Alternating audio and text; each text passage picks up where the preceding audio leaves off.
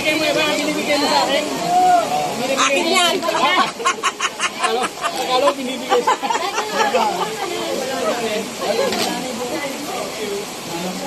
Sarap naman ito. Para tayo para may nagsasak lang. Okay. Gusto nyo yung mag-asawa? Marilyn, sa'yo, meron ka?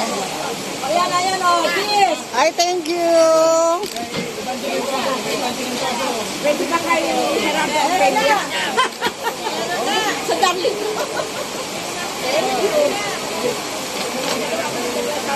Ay, dalawa ng asawa niya. Dapat sa asawa ko. Mamaya ko nabibigay sa bakit mo. Papa, oh. Eh,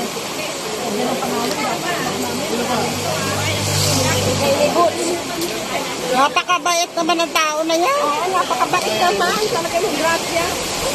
Talagang sharing, ano? Nag-share talaga siya. wala pangalan.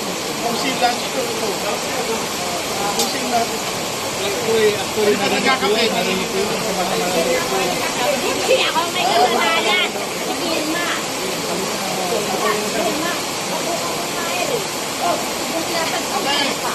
Doon na. Pwede na kumuha siya pero.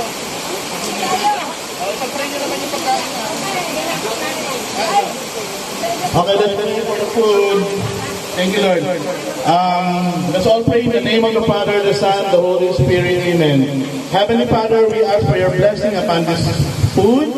And we pray that you will bless this to strengthen us for the rest of our stay here in this place. As we pray, bless us, O Lord, in this thy gift, which we are about to receive from thy bounty through Christ our Lord. Everybody say Amen. Amen. Okay. Chibugan time.